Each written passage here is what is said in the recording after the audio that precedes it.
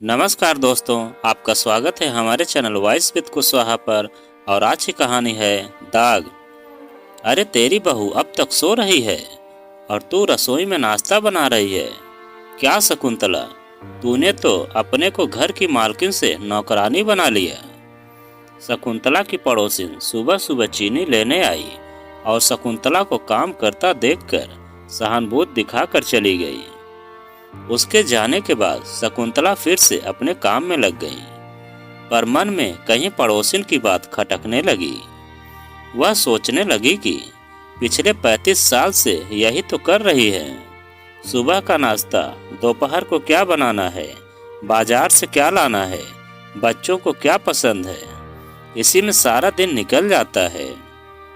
घर के बाकी कामों के लिए तो बाई आती ही है। बस बच्चों को अपने हाथ से खाना खिलाने का मजा ही कुछ और है। इतने में सोच में डूबी शकुंतला के हाथ से प्लेट गिर गई तो पति अवधेश ने रसोई में आकर कहा, शकुंतला जरा ध्यान से, बच्चे सो रहे हैं। हाँ हाँ, गलती से गिर गई। शकुंतला ने प्लेट उठाकर ऊपर रख दी। आज से पहले भी छुट्टी वाले दिन सुबह नाश्ता बनाते हुए कभी कोई बर्तन गिरता तो अवधेश जी यही कहते हैं कि बच्चे सो रहे हैं। बस फर्क इतना था कि तब मेरा बेटा और बेटी सो रहे होते थे और आज बेटा और बहू।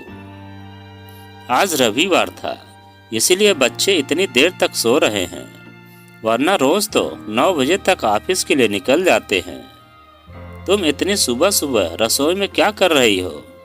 इन्होंने रसोई में मेरे पास आकर पूछा।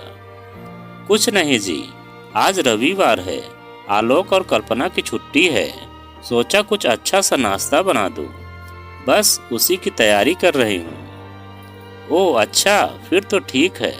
सुनो, मेरे लिए चाय भी बना दो। ये अखबार लेकर बैठ गए। इनको चाय देकर मैं फिर रसोई में लग गई। 10 बजे आलोक जगा तो चाय लेने रसोई में आया। माँ, 2 कप चाय बना दो। कल्पना भी उठ गई है, बाथरूम गई है।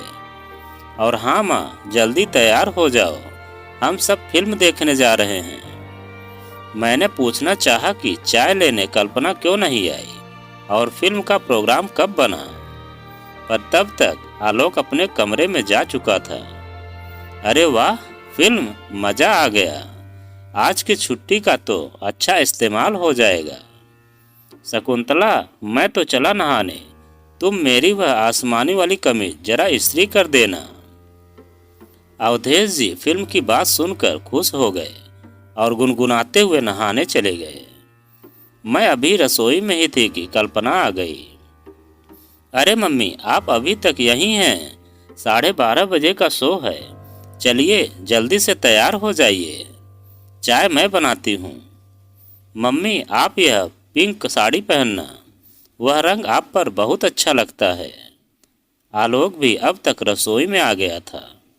कल्पना, यह फिल्म का प्रोग्राम कब बना? देखा, मैंने नाश्ते की सारी तैयारी कर रखी थी।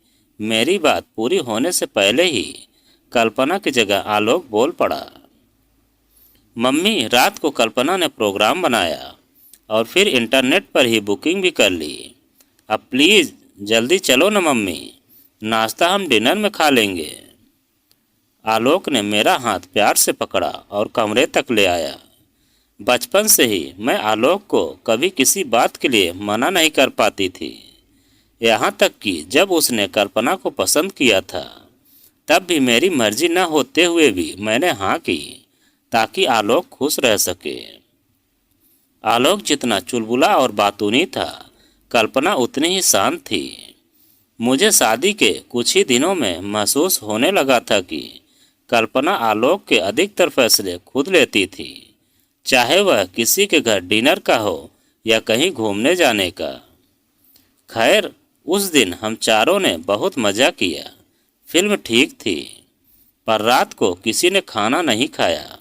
अब मुझे सारा नाश्ता अगले दिन काम वाली को देना पड़ा।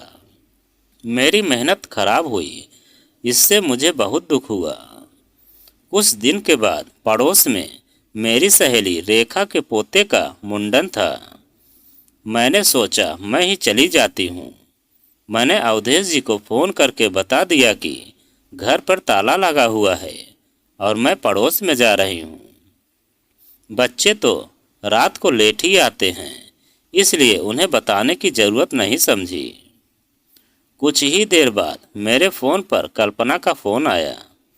मम्मी, आप कहाँ हो? घर पर ताला लगा है।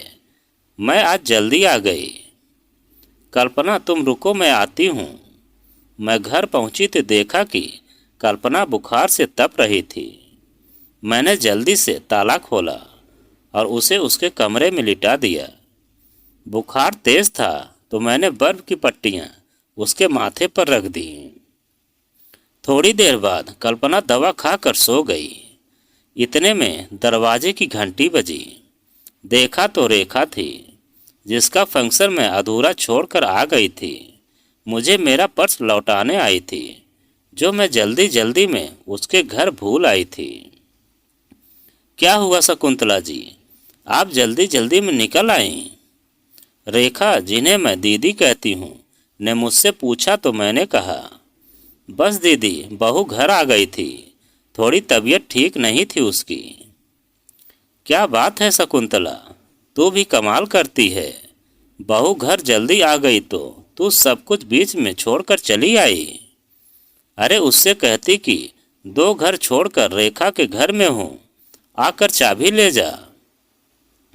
शकुंतला, तेरी बहू को आए अभी सिर्फ 3 महीने ही हुए हैं और तूने तो उसे सिर पर बिठा लिया है। मुझे देख, 3 बहुएं हैं। उनकी मजाल है कि कोई मुझे कुछ कह दे। सिर से पल्ला तक खिसकने नहीं देती मैं उनका। पर तू भी क्या करेगी, बेटी की पसंद है, सिर पर तो बिठानी ही पड़ेगी। रेखा दीदी न जाने मुझे कौन सा ज्ञान बांट कर चली गई, पर उनके जाते ही मैं सोच में पड़ गई कि उन्होंने जो कहा वह ठीक था। हर लड़की को शादी के बाद घर की जिम्मेदारियां भी समझनी होती हैं। यह क्या बात हुई? मुझे क्या समझ रखा है कल्पना ने? पर अगर कल्पना की जगह मेरी बेटी होती तब भी तो मैं सब छोड़कर आ जाती। लेकिन बहुओं को घर का काम तो करना ही होता है। कल्पना के ठीक होते ही मैं उससे कहूँगी कि सुबह मेरे साथ रसोई में मदद करे, पर वह तो सुबह जल्दी जाती है और रात को देर से आती है और मैं सारा दिन घर पर होती हूँ।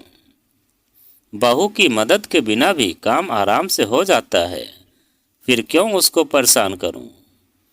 इसी में विचारों के एक और झटका कर मैं रात के खाने की तैयारी में जुट गई।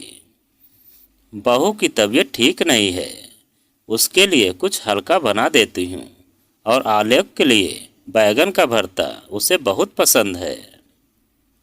फिर दिमाग के किसी कोने से आवाज़ आई, 2 चीज़ें क्यों बनानी? बहू इतनी भी बीमार नहीं कि भरता न खा सके। पर दिल ने दिमाग को डांट दिया, नहीं, तबीयत ठीक नहीं है तो हल्का खाना ही बनाती हूँ। रात को आलोक कल्पना के लिए खाना कमरे में ही ले गया। मुझे लगा तबीयत कहीं ज़्यादा खराब न हो जाए, इसीलिए मैं पीछे पीछे कमरे में चली गई। कल्पना सोई हुई थी और खाना एक और रखा था। आलोक लैपटॉप पर कुछ काम कर रहा था।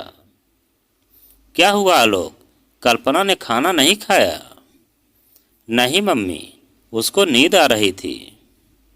मैं कुछ देर में खाना रखने आ रहा था। अब आप आ गई हो तो प्लीज़ इसे ले जाओ। आलोक फिर लैपटॉप पर काम करने लगा। मुझे बहुत गुस्सा आया। एक तो मैंने उसकी बीमारी देखते हुए अलग से खाना बनाया और कल्पना बिना खाए सो गई। रेखा दीदी ठीक ही कहती हैं, मैं कुछ ज़्यादा ही कर रही हूँ। मुझे कल्पना की लगाम खींचनी ही पड़ेगी, वरना मेरी कद्र इस घर में खत्म हो जाएगी। अगले दिन मैं रसोई में थी, तभी कल्पना तैयार होकर ऑफिस के लिए निकलने लगी। मम्मी, मैं ऑफिस जा रही हूँ। कल्पना, तुम्हारी तो तबीयत ठीक नहीं है, ऑफिस क्यों जा रही हो? मैंने पूछा। मम्मी, बहुत ज़रूरी मीटिंग है, टाल नहीं सकती। कल भी जल्दी आ गई थी तो काम अधूरा होगा। अपनी बात खत्म किए बिना ही कल्पना ऑफिस चली गई। मुझे बहुत गुस्सा आया कि कैसी लड़की है, अपने आगे किसी को कुछ समझती ही नहीं। घर में हर किसी को अपने तरीके से चलाना चाहती है। घर की कोई जिम्मेदारी तो समझती ही नहीं, ऊपर से घर को होटल समझ रखा है। पता नहीं मैं क्या क्या सोचती रही, फिर अपने काम में लग गई। काम खत्म करके मैं रेखा दीदी के घर चली गई, जिनके पोते के मुंडन का कार्यक्रम मैं अधूरा छोड़ आई थी। सोचा एक बार जाकर शगुन भी दे आऊं। उनकी बहू ने बताया कि माताजी की तबीयत ठीक नहीं है, वे अपने कमरे में हैं। मैं उनके कमरे में ही चली गई। रेखा दीदी पलंग पर लेटी थी और उनकी दूसरी ओर और दूसरी बहू उनके पैर दबा रही थी।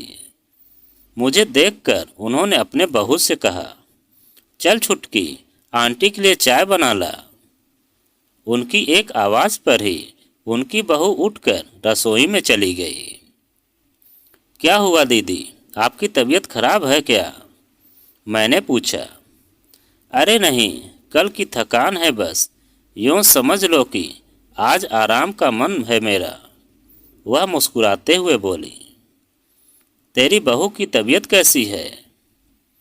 ठीक है दीदी, ऑफिस गई है, मैंने कहा। क्या ऑफिस गई? देखो तो जरा, कल तक तो इतनी बीमार थी कि 2 घर छोड़कर चाबी तक लेने नहीं आ पाई। अपनी सास को भगाया और आज ऑफिस चली गई। सब तेरी ही गलती है शकुंतला, तूने उसे बहुत ढील दे रखी है। अरे देख मेरी बहुओं को, मजाल है कि आवाज़ निकल जाए इनके मेरे सामने। इतने में छोटी बहू चाय पकौड़े रख गई। रेखा दीदी ने बात आगे शुरू की। देख शकुंतला, मैंने दुनिया देखी है, इन बहुओं को सिर पर बैठाएगी तो पछताएगी एक दिन। तेरे बेटे को तुझसे दूर कर देगी। तब से वे बोले जा रही थी और मैं मूक श्रोता बनकर उनकी बातें सुनी जा रही थी। दर्द से सिर फटने लगा था। वे बोले जा रही थी, शकुंतला मेरी बहन भी तेरी तरह ही बड़ी सीधी है। आज देख उसको, बहुओं ने पूरा घर अपने हाथ में ले लिया। उन्होंने चाय पीनी शुरू कर दी। मुझे कुछ अजीब सा लगने लगा, सिर बहुत भारी हो गया। मैंने जैसे ही कप उठाया, वह छलक कर मेरे कपड़ों पर गिर गया। अरे शकुंतला, आराम से जा, जल्दी इसको पानी से धो ले वरना दाग पड़ जाएगा। दीदी के कहने पर मैं खुद को संभाल कर बाथरूम की ओर चल पड़ी। बाथरूम की दीवार रसोई से एकदम साथ थी। बाथरूम में खड़े हुए मुझे रसोई में काम कर रही दीदी की बहुओं की आवाज़ें साफ सुनाई दे रही थी। देखा बुढ़िया को, कल सारा वक्त पसर के बैठी थी और फिर भी थक गई। यह आवाज़ शायद छोटी बहू की थी। और नहीं तो क्या, पता नहीं कब यह बुढ़िया हमारा पीछा छोड़ेगी। पूरे घर पर कब्जा करके बैठी है। जल्दी ये मरे और हम घर का बंटवारा कर लें। हाँ दीदी, आपके देवर भी यही कहते हैं। कम से कम अपनी मर्जी से जी तो पाएंगे। इसके रहते तो हम खुलकर सांस तक नहीं ले सकते। चल धीरे धीरे बोल और काम खत्म कर, अगर इस बुढ़िया ने सुन लिया तो बस। दोनों दबी आवाज़ में हंस दी। उन दोनों की बात सुनकर मुझे मानो एक धक्का सा लगा। यह कैसी सोच थी उन दोनों की अपनी सास के लिए। पर ठीक ही था, दीदी ने कभी इन दोनों को अपने परिवार का हिस्सा नहीं माना। हाय, मैं भी तो यही करने की सोच रही थी। घर पर अपना ऐसा भी क्या कब्जा करके रखना कि सामने वाला तुम्हारे मरने का इंतजार करता रहे। अगर मैं दीदी की बातों में आकर कल्पना को बंधन में बांधने की कोशिश करती तो घर की शांति ही खत्म हो जाती, और कहीं कल्पना भी तो मेरे लिए ऐसा ही नहीं सोचने लगती। ना ना, बिल्कुल नहीं। कल्पना तो बहुत समझदार है।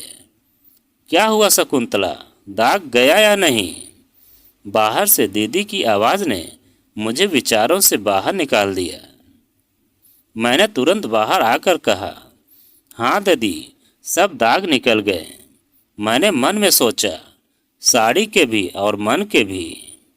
मैंने तुरंत घर आकर कल्पना को फ़ोन किया, उसका हालचाल पूछा और उससे जल्दी घर आकर आराम करने को कहा।